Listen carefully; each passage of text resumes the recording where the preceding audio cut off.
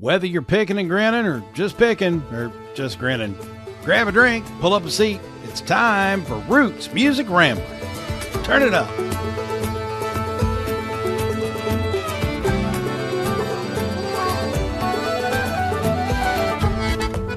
Just don't rip it like my students rip ass in class. Ugh.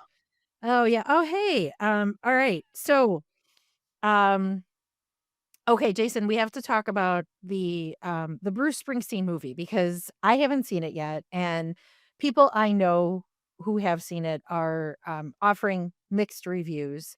So I would like to know your thoughts because you just saw it recently, and I kind of value your opinion on things. So what do you think? Well, I have a couple of different answers for you. First of All all, right. as movies go, good movie. It's a good story. It's, even if you're not a Bruce Springsteen fan, you'll probably enjoy it. Okay. It's not, all music all the time. It's not a musical. It's basically the story behind how Nebraska, the album, which I know is one of your favorite albums, Mm-hmm. how that album came about. And so he had just come off the river and he was basically for the first time dealing with real depression.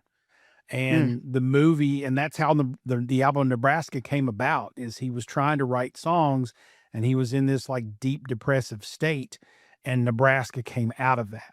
And his insistence on kind of using sort of the raw tapes that he recorded in this house where he was just holed up writing music, was how the album came about. So it's really kind of the story of how he nurtured his own depression along, kind of fought through that, wrote the songs for Nebraska, and then forced everybody's hand to make sure Nebraska came out the way it did. And it ended up being a huge critical success and one of his most important works.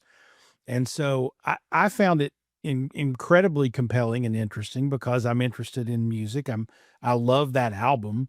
I'm a Bruce Springsteen fan, not deep, like I don't have all his records, but I have that. I have Born in the USA, I have The River, etc. Um, but yeah, I thought it was well done. And Jeremy Allen White it's hard to not love that guy. He's a very good actor.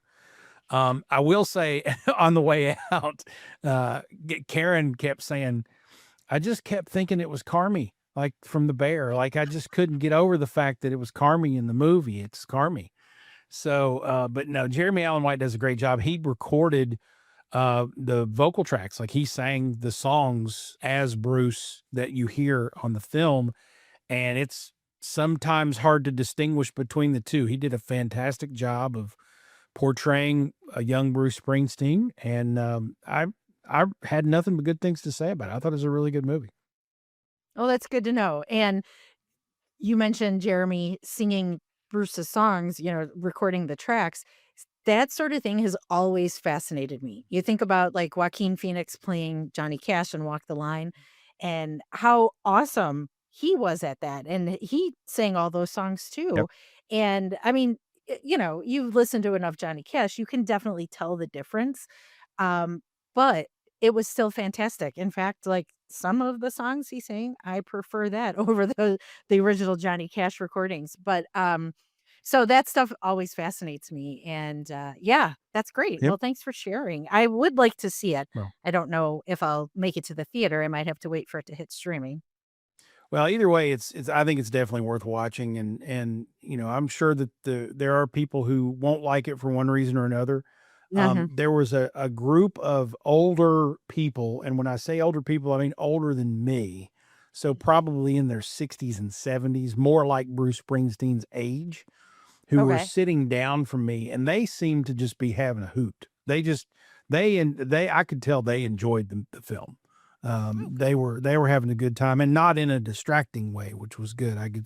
You could hear them laughing about certain things, and they were kind of tapping their feet and clapping a little bit during the songs and whatnot. They were having a blast. So I don't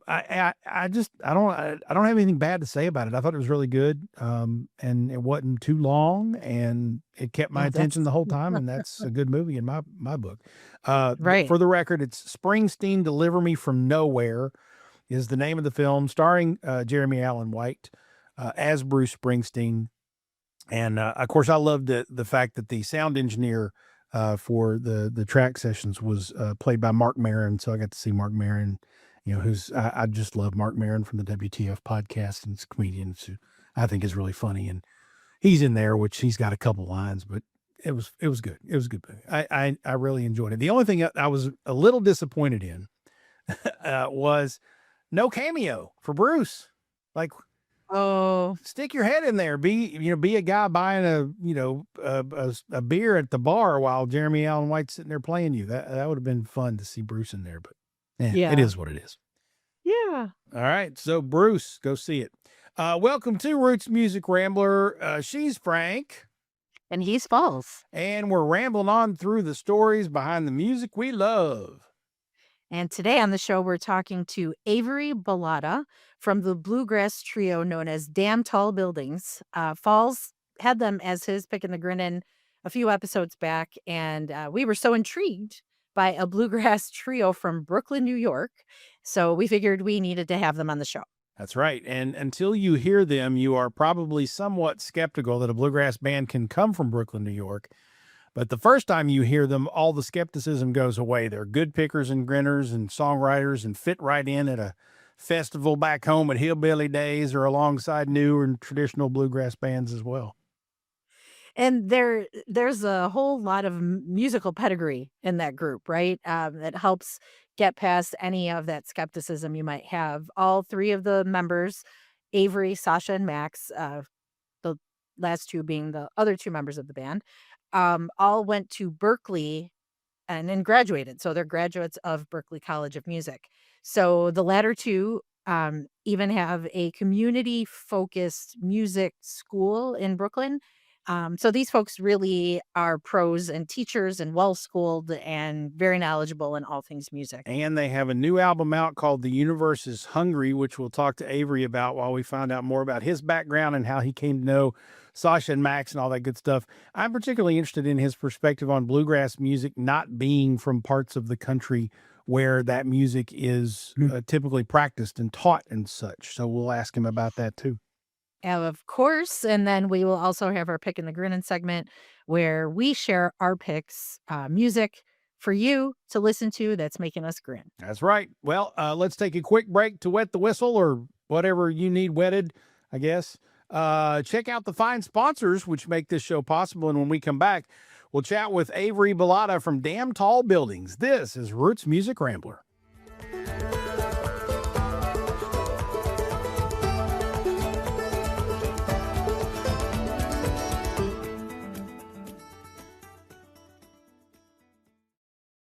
Well, the universe is eating us alive and we'll probably all die.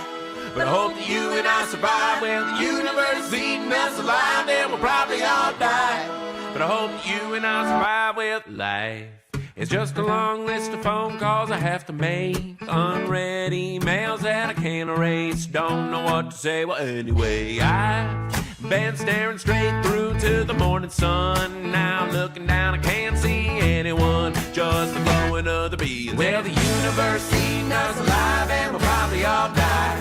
But I hope that you and I survive. Well, the universe eating us alive. Welcome back to Roots Music Rambler. That is the title track off the new album from Damn Tall Buildings. The cut is The Universe is Hungry. One of the trio is here with us on the big show. Avery Bellata, who plays fiddle and sings for the group, is here. Avery, how are you, my friend? Thanks for joining us. I'm doing good. Thanks so much for having me. It's a pleasure. Well, we are very, very glad to have you to talk about Damn Tall Buildings. So The Universe is Hungry. Both the song and the album are now out. I couldn't help but chuckle listening to the song, and I think we all feel similarly these days. The universe is eating us alive.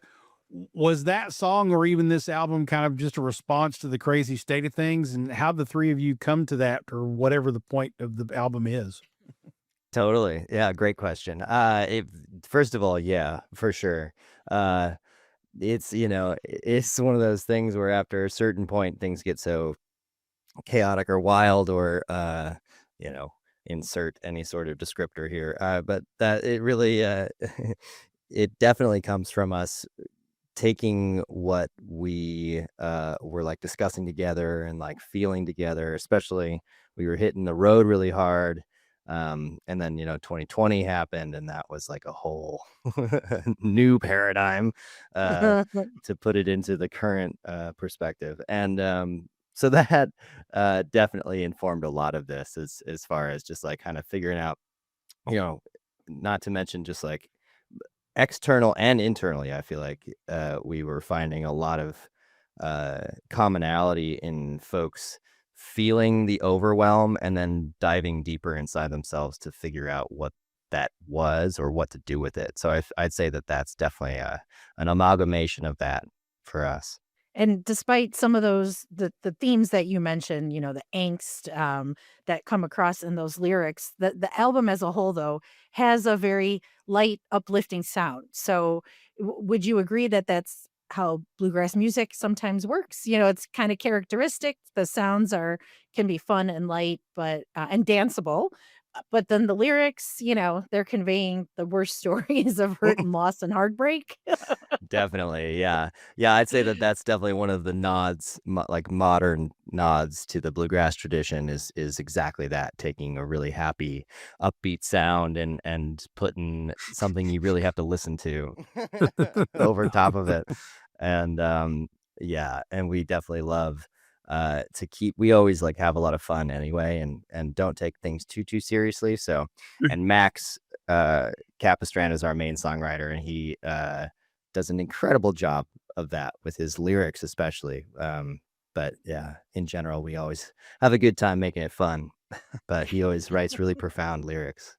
I would just throw it out there in the future. If anybody asks you a question related to that, just make sure you emphasize the point. We take the shitty stories and bring them up and make them happy with Totally. with the That is a sound. great way of putting it. Yeah, Yeah, absolutely. because a pessimist, and I'm a pessimist, so that's why it entered my head. I was like, oh, so you guys are like basically just taking great music and shitting all over it with lyrics, but that's not what you want to spin.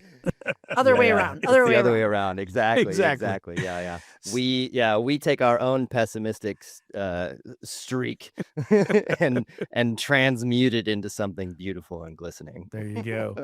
Now, I believe this is your fourth studio album, and I think there's an EP out there as well. The band's been together for well over a decade.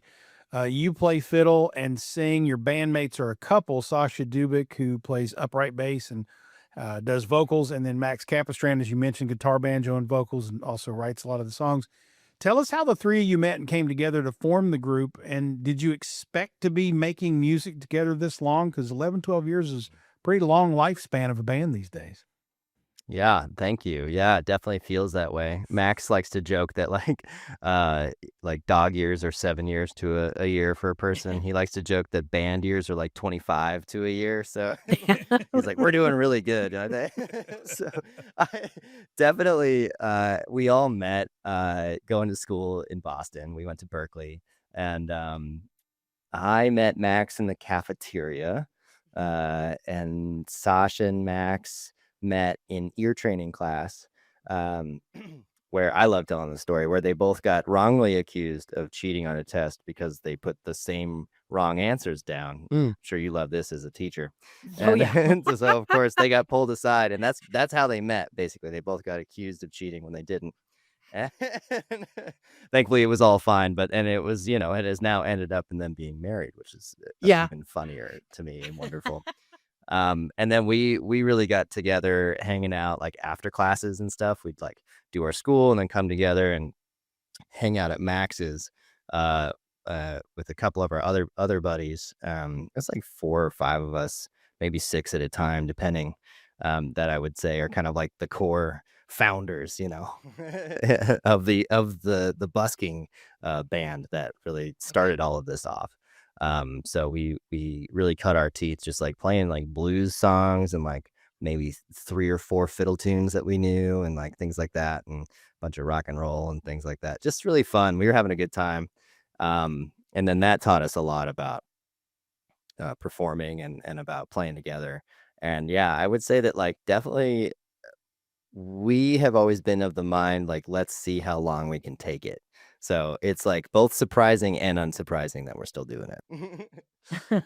So you kind of described the progression, right? You started out, playing some rock and roll and some blues, and now you're playing bluegrass. And so your work has changed in that regard. Okay. How else has it changed since the first album? So you've gotten better at your craft, we're sure, right? So, and what does it mean for Damn Tall Buildings as a whole? Oh, wonderful question. I feel like I'll relate it first to the recording process, because like the first album was um, recorded mostly live, like in the room together. Mhm. So we did it at this studio up in New Hampshire, and and it was a lot of, when you do that, of course, like nowadays we tend to multi-track so that we're able to like essentially work smarter in how we track certain things that we can like then comp, and turn into other things. And it makes the work a little bit easier because it's all true. But in that first album, we definitely wanted to just like all we knew was like playing together, so it's like uh that I'd say was probably the biggest difference from then to now, recording wise. But I am thrilled to say that I think we all feel that we were able to capture that togetherness in this record in particular with that multi-tracking still. So we always go back to Cure All, our first record, and we all laugh and we're just like, this is pretty good. This worked. Like, so we like this. Yeah.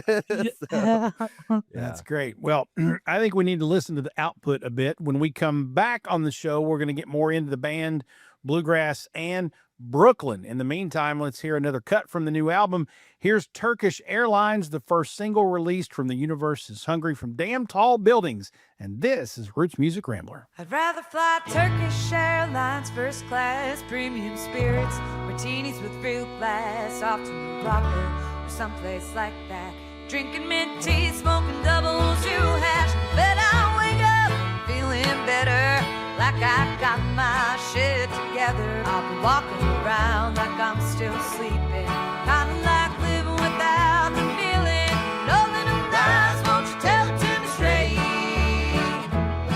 Tell me who do you love when you're looking right in my face?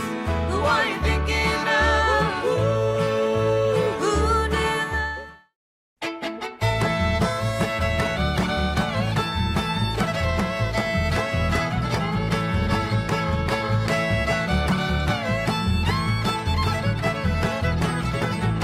Let's have a party, let's have a time, let's drink some whiskey, let's have some wine. Big ball in Brooklyn, big ball in town, big ball in Brooklyn, we'll dance around. Welcome back to Roots Music Rambler. If you didn't know any better and weren't listening to the lyrics, you might think that song was written in a holler somewhere in Appalachia by people who learned picking and grinning from Mama and Papa. But it's Big Ball in Brooklyn from Damn Tall Buildings. They are based in Brooklyn, New York. Decidedly not a holler. And Avery Bellata from the group joins us today on Roots Music Rambler. Avery, tell me how you came to bluegrass music. I'm not naive enough to think it doesn't exist outside of Appalachia, of course, but it's not a genre I associate with New York City either. Totally. I grew up in Montana, so that's definitely where I first heard about it and heard of it, and got to experience that. And my very first teacher ever used to be a competition fiddler in Utah. So that's how she grew up. And then at the time that I knew her, she was an elementary school and middle school orchestra teacher, which was fantastic for me. So I learned how to read music, and then she would teach me these tunes as well.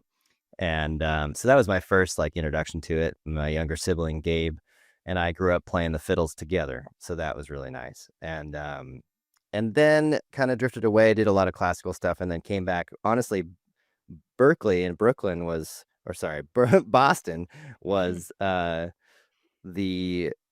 entry point really into the bluegrass world. And a lot of that came from obviously the busking and playing with great players, and the string department is just stacked constantly with awesome players, and yeah, made a lot of friends that are doing really great things with their music now in that genre and beyond. But um, that's largely due to, for me in particular, I got to start studying with Bruce Molsky, who's one of my favorite old time fiddle players. And he was an incredible teacher. And then Daryl Anger, also, who is another legend and fabulous mentor of mine. So those two definitely kind of like helped me into it, and like would be able to take my listening obsession of Vassar Clemens and kind of like translate that onto the fiddle a little bit and things like that, and just teach me a bunch of stuff. So that's my journey into it, definitely. And I'd say that for all three of us, this band is why we play bluegrass. So Nice. which we're grateful for, because it's such a rich tradition. It's amazing. That is a perfect lead into our next question, which was going to be why bluegrass. So you shared with us your story. What about your bandmates? Totally. Max grew up playing a lot of blues and rock and roll and like jazz band kind of stuff, and played the guitar because his parents wouldn't let him get a drum set, and started writing songs when he was younger. And then Sasha grew up singing, primarily, with a lot of different influences, a lot of R&B and a lot of show tunes and stuff. And then she went to school for music therapy, and Max went to school for songwriting.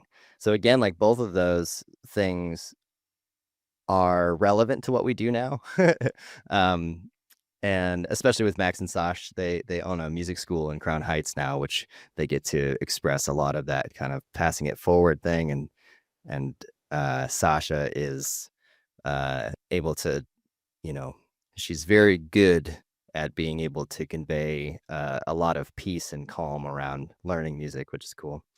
And yeah, playing together and learning these tunes together is definitely what brought us here. And I'd say that community in general is one of my favorite things about the bluegrass genre, is that it's so deep and dare I say old, and just wonderful to be able to share in something bigger than ourselves. I think that's really the truth that comes through playing with people who have been doing it for 3 days to 30 years. There's still that connection that like really hits that spark of like, oh my goodness, like what are these ancient tones that like I can get these chills playing this one fiddle tune. So I think that that's definitely what has kept us in it and keeps us like hungry for more. Right. I know, on a very related note, I know the education piece, which you talked about a little bit, is really important to the three of you, which actually draws me to your music even more. But I know the three of you also visited Saudi Arabia recently to perform and collaborate with local musicians there. Tell us about that experience and what you took away from it. Absolutely. Yeah, we got back 2-3 weeks ago now, and it was a great time going over in conjunction with the U.S. State Department, doing some like cultural diplomacy work, which was always great. And definitely the biggest thing that's interesting with that trip in particular is that music was just legalized in 2017. So from 69-ish till 2017, it was, I think it's 69, and then till 2017 it was illegal. Wow. So it is amazing to see that coming back, and this culture, like that's the thing, is like you can make it illegal, but it doesn't go anywhere, especially something like that, so powerful as music. And And so to see it like and hear all the stories of how people have been able to keep it alive and reintroduce it now to the younger generation, I think one of my favorite things about that trip was getting to chat with this like group of like 7 kids, like students, 17 to 19. And they're all playing in a band together and they want to play shows and they want to record. And it's just like, yeah, do that. That's Nice. great. So that I think is my favorite part. We got to play and collaboration was wonderful and all that we got to play with a lot of great artists. And yeah, that was definitely the kids. And there's hope yet. Yeah. That's awesome. We actually had Mohammed Dohai, who is one of the world's most accomplished oud players. Yep. Did I say that right? Oud, yeah, The oud. oud, Okay. yeah. Oud. Oud, there we go. Yep. Oud players. So, and teachers, right? He's a teacher as well. So Jason was in UAE. What was it? A couple of years ago now. Yep. So you were there for business and connected with Mohammed, and that was such a cool experience. I was not there in person, but I got to see the videos and stuff, and we loved hearing him play the sounds that the different instruments make from around the world. So you talked about what you loved about that trip to Saudi Arabia. Do you come back from something like that and try to incorporate those experiences into your art? And if so, how can you make that happen? Very much. Yeah. In this case, we always try and bring back a tune or a song from wherever we go. And in this case, we learned this old like classic. Like, it's one of those things where it's like the whole crowd can't know this song and people not listen to it. It's like it's amazing to hear that like this beautiful classic song called Layla, La Bagi Layla, which is Arabic for this night, if for only one night. I think it's something like that. Nice. And it's a beautiful song, and Sasha really delivers it beautifully vocally, and we have a lot of fun. And it was great playing it with Saudi musicians because they've known it forever. So it's like really cool to bring that, and we bring that into the set now. We play that now in our set. Sweet. Just to share that. And then in tandem with that, our very first trip in 2023 was to Ethiopia. So same program, but we went to Ethiopia, to Addis Ababa, and we're there for 10 days, and we did a bunch of similar things, but we only played with one artist at that one, and we became very close, and he wrote this great song called Lagase Abdi, which is in honor of his mentor, who is one of the greatest Masinko players in Ethiopia. And Masinko is a traditional like gourd instrument, kind of a diamond shape, and a single string horsehair string and a horsehair bow. For any string players out there, we know how wild that is. And so and it's amazing the sounds that he's able to get out of it. It's like all overtones, which is really amazing. And then to be able to carry that forward, we were lucky enough to be able to cut that on the record as well. So we were able to have him track in Ethiopia. We got his blessing, of course, to put it on the record, and then he tracked in Ethiopia, and we were able to do this like beautiful feature track, our first world music track, and it's exciting. It's really nice. So yeah, so that I'd say is we try and bring it forward and with us as far as we can. That's fantastic. It's great to Love it. great to hear that all of the different influences that you're picking up from around the world are coming back into your music. To get back to bluegrass though, real quickly, as we start to wrap up here, bluegrass music to me seems to be on this upward trajectory lately, and maybe it's because I'm close to it here in Eastern Kentucky. We got bands like the Creekers that blow up with TikTok videos lately, and people like Billy Strings and Molly Tuttle and so on are seemingly bigger than bluegrass stars of the past these days. And social media probably has a lot to do with that. But you've got the perspective of someone in the biggest media market in the world. How do people there see bluegrass music now versus maybe 10 years ago? Is the tide rising? I love that question. I would say yes. I think yes, it's rising. I there is a really strong bluegrass scene here. So like on the ground in the people scene, it's definitely like there's a strong scene. There's a ton of jams. People go to the jams. Like it's great. People gig. There's bluegrass nights. It's wonderful. So like that kind of thing is great. And I would say that as far as like the media goes, it is moving forward.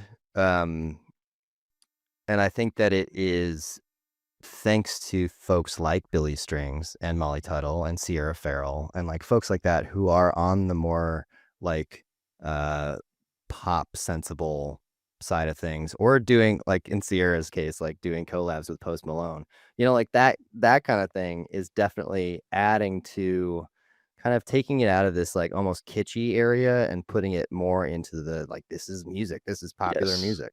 So I'd say that like on that trend, yes, I'd say there are plenty of folks in New York City who know at least whether or not they like bluegrass.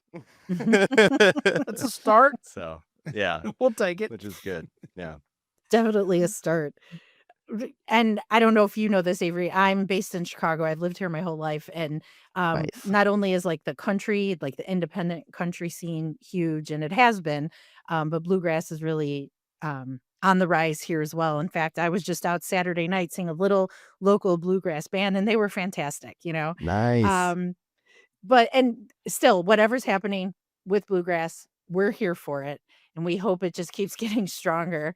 So Damn Tall Buildings, we know, is sweeping through a lot of the middle of the country in the next few weeks. If folks want to find out more about you guys, where you're playing, etc., where can they find you guys on the internet? Totally. You can find most everything relevant to us at damntallbuildings.com. Yeah, we got our tour dates up there. You can find a direct link to the new album. You can watch some music videos. You can look at our mugs while you read all about us. And I think there's maybe some other stuff in there too, but those are the relevant things. That's good. And then we're on Instagram too. We post on Instagram all the time. Our handle on there is Graham Tall Buildings. But if you search Damn Tall Buildings, you'll find it. Yep, same on Facebook and YouTube. Those are I think our 4 that you can really hit up. Very nice. Well, Avery, it's been great to have you. Thanks for stopping by. And more importantly, thanks for making great music for us to listen to. We appreciate you being here. Can't wait to see what's next for Damn Tall Buildings. Thanks for stopping by. Thanks so much for having me. Awesome. He is Avery Bellata. The band is Damn Tall Buildings. The new album is The Universe is Hungry. It's out and everywhere. We've got links in the show notes to it and all the places. And be sure to stick around, folks. The Pickin' the Grinnin' segment is coming after the break. Let's go to said break with another song from the new Damn Tall Buildings album. Here's Thick Smoke on Roots Music Rambler. We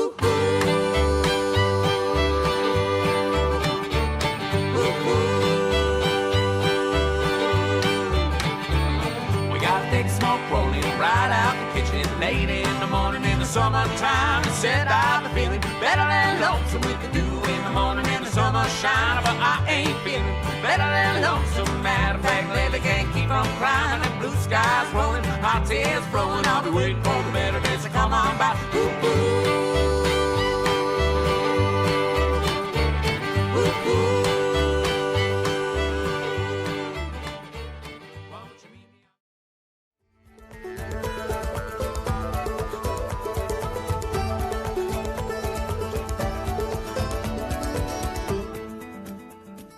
Welcome back to Roots Music Rambler. We went out with the song Thick Smoke from Damn Tall Buildings, and I was almost a little bit disappointed it wasn't Dim Lights, Thick Smoke, and Loud Music, the old Flying Burrito Brothers song, but that's okay. It's a good tune nonetheless, and it was good to have Avery Bellata from Damn Tall Buildings here to tell us all about them and them stuffs and their bands and them Pickins and the Grinnins and up there in And the New Brooklyns. York City.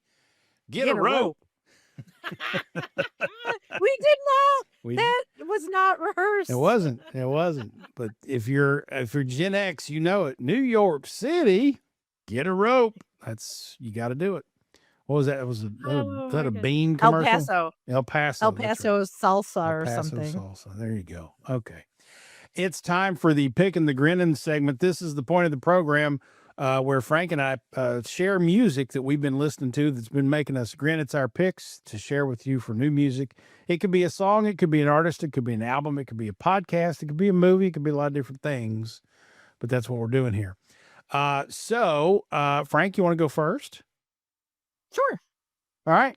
All Tee it right. up. So yeah, here we go. So my pick is a band, a duo, that kind of, at least as far as I can tell, sort of came out of nowhere, right? Dropped from the sky and dropped a surprise album on Halloween.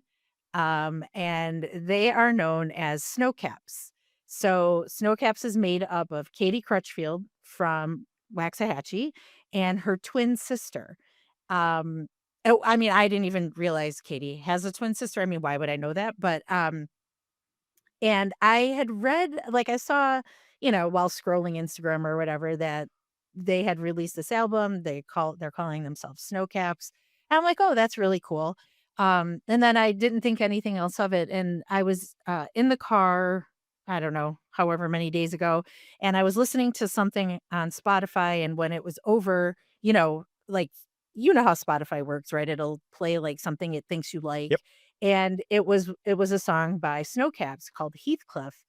And immediately I was like, I like this. And then I looked to see what it was. And I was like, oh my goodness. Um, so that song, especially Heathcliff, really hooked me. And it'll probably end up being one of my favorite songs of 2025, BT dubs. And so I'm like, well, if this song is good, then I got to listen to the whole album. And I have since listened to the whole album, I don't know, at least a dozen times. Um, but I really, really like it. And what I like about it the most is it totally reminds me of 90s, like, alternative rock, like female alternative rock, like get a lot of like Veruca Salt vibes from it. And we talked about Gen X. That's when I was like kind of coming up. I was trying to figure out who I was and where or what my place is in the world and that sort of thing. So to hear music that reminds me of that time is definitely a plus. So I highly recommend the album Snowcaps by Snowcaps. Well, there you go. That's a good one. I didn't realize that Katie was doing that, and I didn't know she had a sister either, much less a Yeah. twin. So Mm-hmm. there you go. All right. Well, Snowcaps. Okay, so we'll put links to their Spotify's and whatnot in the show notes, so you can get to that very easily if you need help getting to that. But there you go. Okay.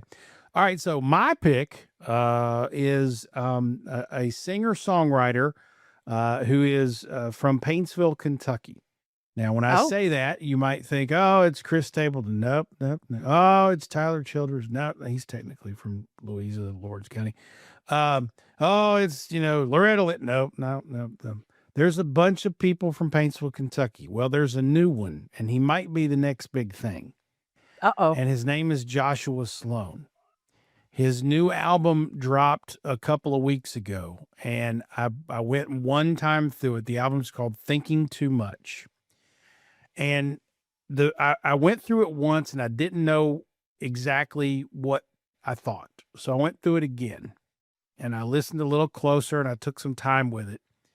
And I think that Joshua Sloan, the way I would describe him is a very intelligent. No, I shouldn't say it that way because that makes it sound like the other person isn't intelligent. He's a smarter, more intellectual version of Zach Bryan. So Okay. he's a singer-songwriter. He has really good lyrics and really good songs, but there's a depth of emotion and there is a breadth of intelligence there that is not common in today's new emerging singer-songwriters. When I think of someone that I would describe that way, I think of an MJ Linderman maybe, Okay. or a Waxahachie maybe, or a Sarah Jaraz, some others that I really like. This kid's got something. And this album is really goddamn good. And I can't put him he's not necessarily a country singer. He's not necessarily a pop singer. He's not necessarily a folk singer. So he's kind of this like Gen Z amalgamation of all of these influences. And he's smart and he really is in your face with the emotions that he brings forth in the music. And I had to go through the album a couple of times to really let it soak in. He's really good. And Okay. and honestly, after it was over, I thought I didn't think Eastern Kentucky had something like that in them. I mean, Tyler is a different category. Great Totally. songwriter, great band, etc. Stapleton's a different category. Great songwriter, great sound, great band. This kid's got something. I can't quite put my finger on it, but some of those songs will just rip your heart out and make you think. And so Joshua Sloan from Paintsville, Kentucky. I think he may have grown up in Prestonsburg, which is right next door, sort of between Prestonsburg is between Paintsville and Pikeville. Prestonsburg is where Nicholas Jamerson and Emily Jamerson are from. So I was just going to say that. Yeah. I remember. So yeah, I mean, I think he's going to be inappropriately, I think, labeled as a Zach Bryan type disciple. I don't think he's a disciple. I think he didn't get this from somewhere else. He's got something unique and something good. And it's very rare that I listen to an artist for the first time and I'm like, whoa, Yeah. this kid's he's one of those. He's good. He's real good. I'm going to have to check it out. Joshua Sloan. And I've read a couple of reviews, and the reviews tend to reassert kind of my thought of, yeah, this kid's got something already in this album, but he's also got an enormous amount of potential because I think he might be 18 or 19 or he's super young too. Okay. So, but yeah, Joshua Sloan, check him out and tell me if I'm wrong. Maybe I'm not hearing something, or maybe you're hearing something I'm not, but holy shit, I thought he was pretty good. All right. Well, I'll give it a listen. I'll let you know. And you mentioned MJ Lenderman. I forgot to mention during my pick that he also plays on the Snowcaps album. Oh, cool. Oh, there So- you go. Full Yep. circle, all sorts of shit. Center going of on. the universe, MJ Lenderman. Tell you what, man, he's definitely got a lot of buzz the last year or so, and his yeah. music's awfully good. So we'll just see where it takes him, I suppose. For sure. All right, great show tonight. This was good. Yeah. I enjoyed this. Damn tall buildings. Avery was fun to talk to. We had a good chat and talked about the Springsteen movie and good recommendations. And I didn't drink too much, and this is Well, progress. that's always a plus. It's progress. It's almost like we kind of know what we're doing now. Well, we're 1 for 60, so let's keep the streak alive. Maybe we'll be 2 for 61 the next time out. I think we have a better batting average than that. Well, we but- probably do. Anyway, Roots Music Rambler is a production of Falls and Partners. Copyright 2025. Our theme music is Sheepskin and Beeswax by Gentacorum. Join us online at rootsmusicrambler.com or on YouTube, and tell everybody to go damn subscribe to the YouTube thing. We're on the YouTube. Yeah. Go do that. Damn it. And make sure you mash that subscribe or follow button so you remember to join us for the next Hoe-Down and Throwdown. She's Frank. And he's Falls. And whatever you do, kids, ramble on.